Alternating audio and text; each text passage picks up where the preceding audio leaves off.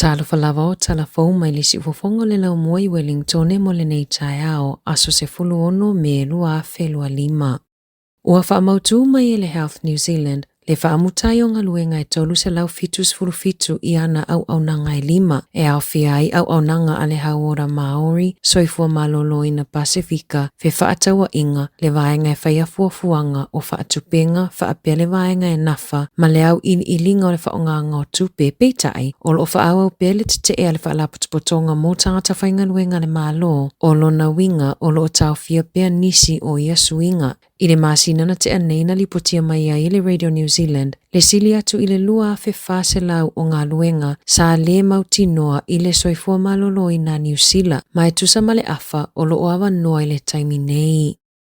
Ua whaalea o ngā ina le laisene whaia onga o Wendy Hopwood mai Ashburton o na olona lafo o ni upu masoa ai tamaiti. Whaapea ai mani tala mamafa na whai ai i tamaiti e ai mana o ngā whaapitoa na mawaili boti sa ia sasai na fo i pepa o ngā luenga tamaiti pe ai loa o iai ni mea sese sa ia lauina le vaa leo tamaiti ma lau le tangi wawale. Sa tuina mai le whai unga le whaamasino mo whaia onga i le asona nafi e whaatatau inga yoinga a Hopwood mai le luafe se fuluiva i le luafe luatasi. Sa ngā lue Hopwood i le o ngā 10 Ward School i le luafe se fulutolu, ma ngā lue tūma wai i le luafe se fululima. Na whaamawai mai i le luafe luatasi ai whainga luenga o se whaia o ngā reliever.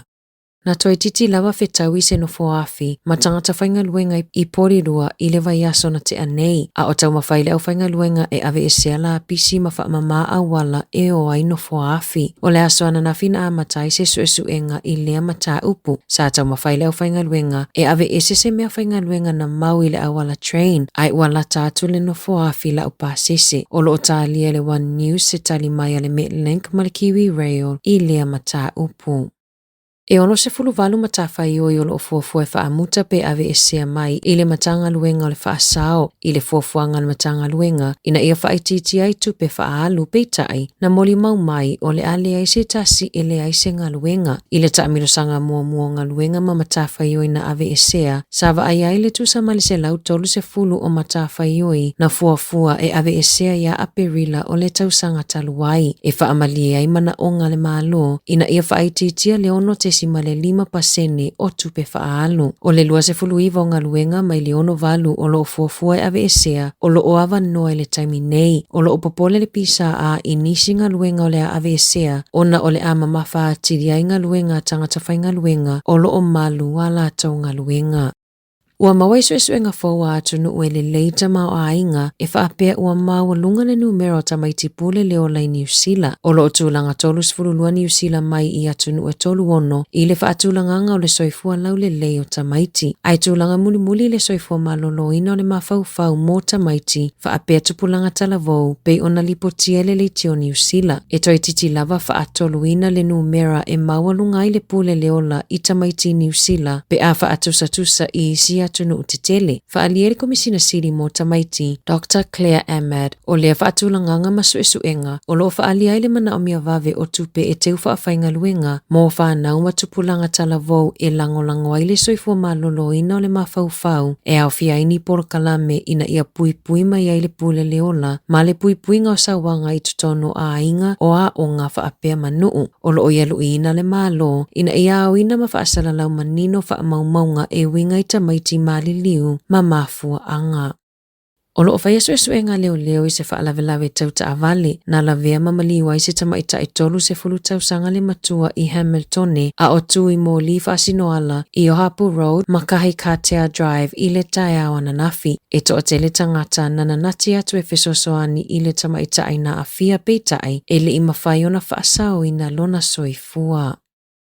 O le asoe ato ai le lua tausanga talo na tula i mai le whaalawe lea na mua i le Loafers Lodge i Newtown i Wellington e to o lima tangata na malili wai mai le to o iwa sifurulua o tangata sāno nofo ai lea taimi. O le to o tele o i latau nana nofo i le Loafers Lodge ua maua o latau whale tu mau peitai o tangata ia na mawhai o na whaasao ina mai le taimi o le mu o lo o mumusu lawa e tala noa ma whaasoa i le Radio New Zealand talua i langona mawhatia o lo o whiangai pea mai latau. Whaalia i leo o le whai ungo le masina nei te tau ona toitula ai ai luma le wha masina masinonga le tau le ale mo lia I le susunuina o le fale ma le fasioti tangata whaamoemoeina.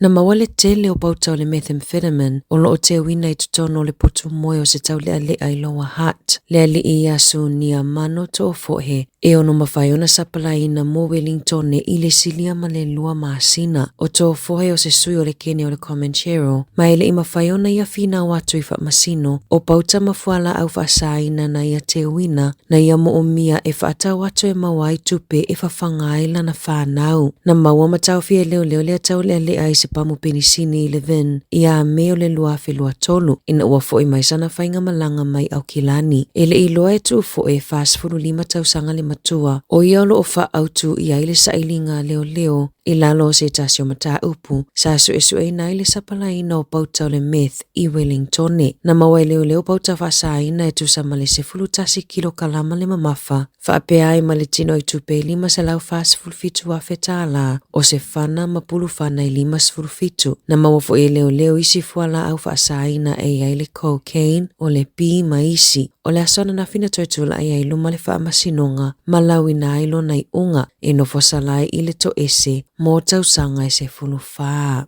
Tala fo ia mai le si ufofongo le lau mua mo le ni vaenga o le tae ao.